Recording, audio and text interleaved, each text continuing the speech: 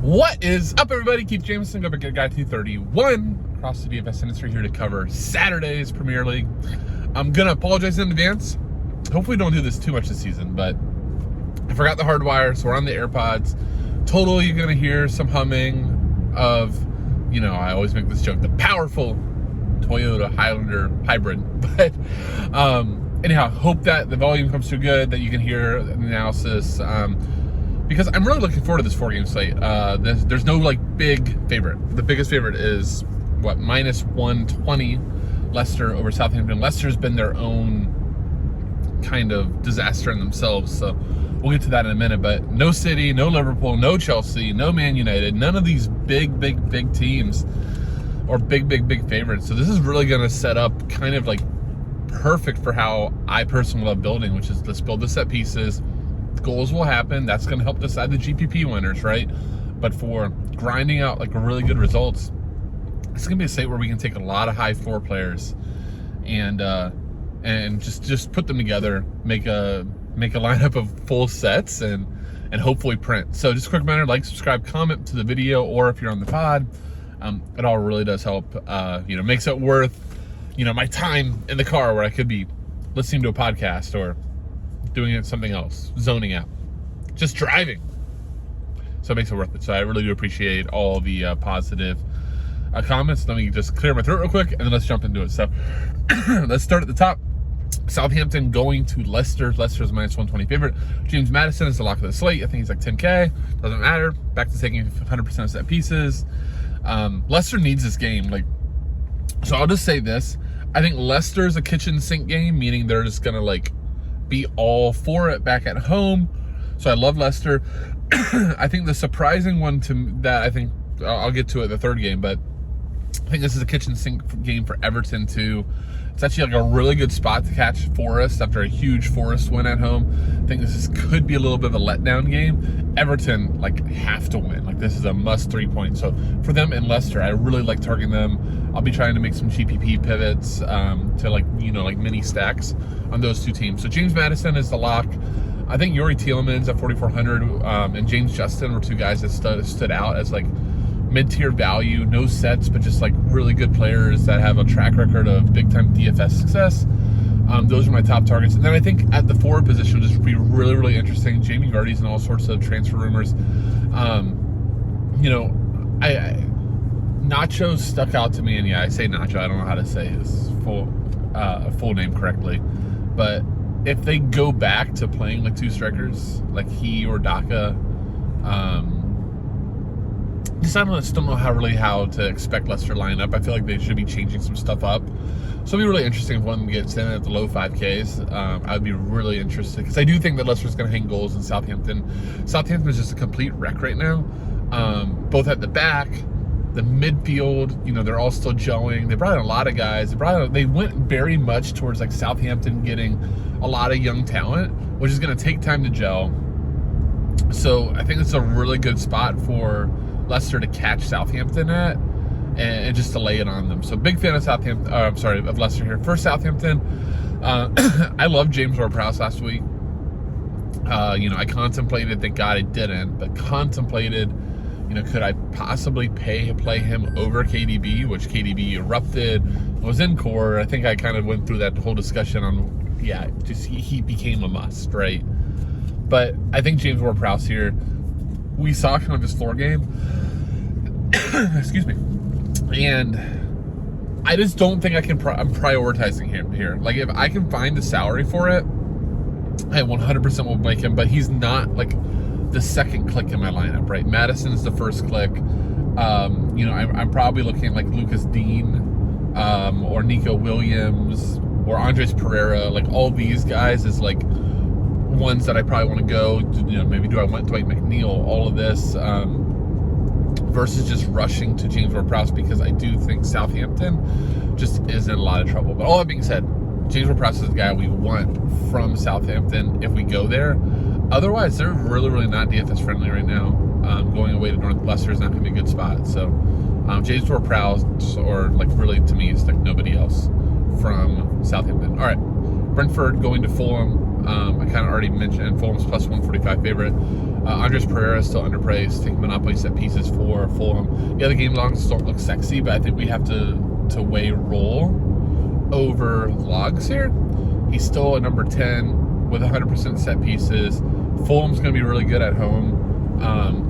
I like Brentford a lot. I think they're a good team, but they're coming off a huge emotional high of that huge win versus Man U at home, where this could be a little bit of a letdown game. So I like Pereira a lot. I think, Mitrovic, because of the log, will be maybe even a little bit lower owned. So he might be a good spot to fade and just, especially in a cash and optimal games, and go somewhere else. The one forward I did notice, like from a value perspective, Bobby Reed, if getting the start, is like 4,800. I think that's a really, really nice little value from Fulham and can make some things work. I'm definitely going to be looking, like my initial builds were looking for like a value forward. So Bobby Reed definitely fit the build there. The fullbacks for Fulham are going to always be intriguing and be in play. Anthony Robinson and Kenny Tete. I think Tete is 5,000, Robinson 4,500. Both are very, very in play. I probably preferred finding a little bit more salary to get up to like Nico Williams, who had a monopoly of set pieces for Forest, or Lucas Dean, who's taking almost every set. He's splitting a little bit with McGinn for Villa. Those are the two top defenders on the slate for me. But yeah, Robinson, Tete for like a utility spot, or you can play 3 defenders. And I definitely like those Fulham defenders there. I think that covers Fulham. For Brentford, you got Jensen, De Silva, and Mbeumo all kind of like chipping in for some set pieces and things like that. They are away here, again, off the letdown, so I'm not like looking for a reason to jam them in. I think Mbeumo, just being the forward eligible, is like the most likely to make my lineups because of that. But he's just in conversation. Like it'll be like one of those debate, like the final spot debate type of things, not like rushing my lineup. But Brentford's just a good team. Like I think they could be a good GPP team here if you think it could go the opposite. But I'm just not really looking to build with Brentford here. Forest going to Everton. I kind of already talked about Everton. This is a really good kitchen sink opportunity here. I think Dwight McNeil, this might be a game that we see him really getting active. He's splitting sets right now with Gray. Yes, Gordon could take some too, but hasn't so far. He's actually been in transfer rumors. God, I forgot to look before hitting record if Rondon is back in. I think Everton getting a true striker in there. Like they lost Calvert-Lewin, which was a big deal. Rondon, I think, was suspended. I don't know if he's still suspended. Really wish I knew that, but that's the reason like the crossing numbers like for McNeil and Gray aren't huge, and because they've just been in overmatched situations. So I really do think that McNeil could be a good one to show up. I like him as a forward set taking option that we know just for years at Burnley, and Everton, ultimately is going to have kind of a smash and grab style now too. We know that the crossing numbers can be there. We know the capability of that. We know he's a willing shooter and taking guys on. So despite all that, I do like McNeil.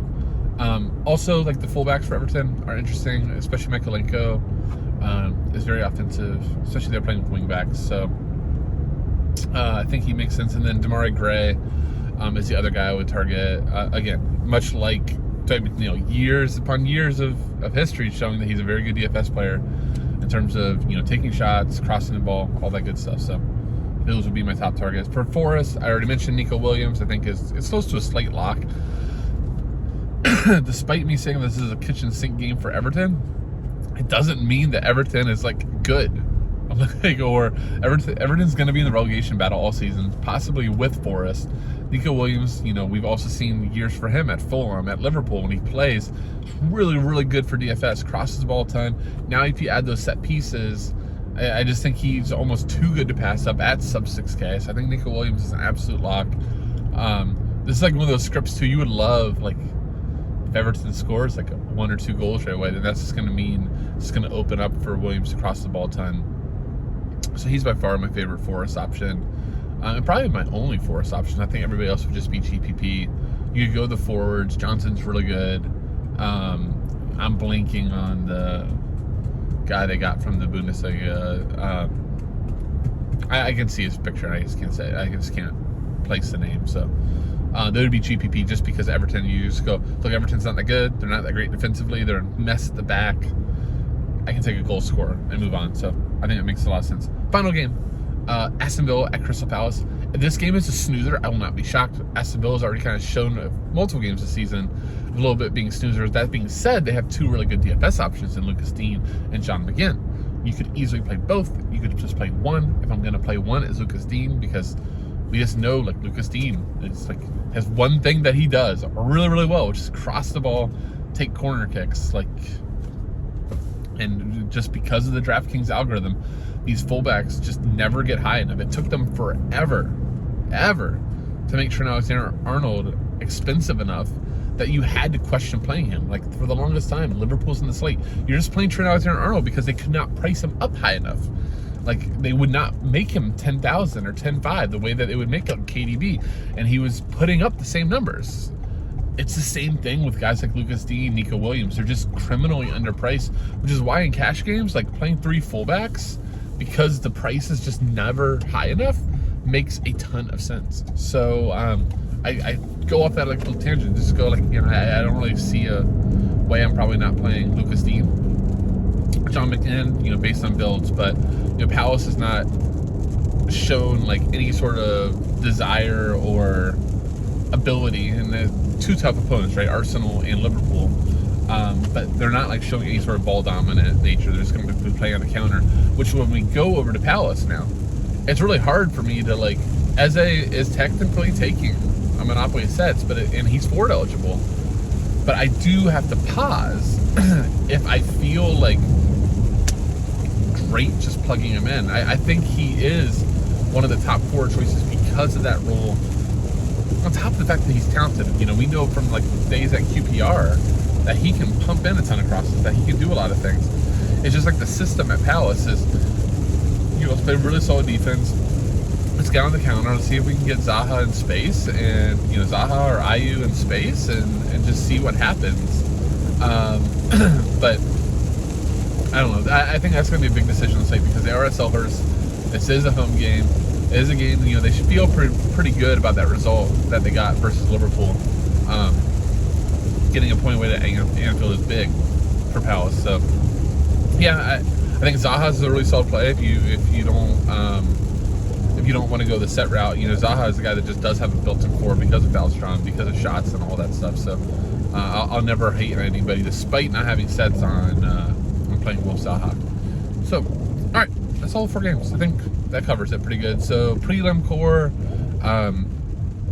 would be James Maddison, would be Nico Williams, and let's just go ahead and say Lucas Dean to start you guys off. So final thing, I didn't do a good job as an owner of a company and plugging sales, but if you are interested in more content coverage of every single soccer slate on DraftKings, the only time it's slate that we like sometimes don't do is like on the weekend if there's a ton of MLS and Liga MX at the same time. You know, late on Saturday night, we'll just cover MLS. But otherwise, you know, it's 99% of the slates on DraftKings are covered as part of membership, so check it out. It's an awesome community. Would love to have you there. Thank you so much for watching the video. With that, I'll say, see you!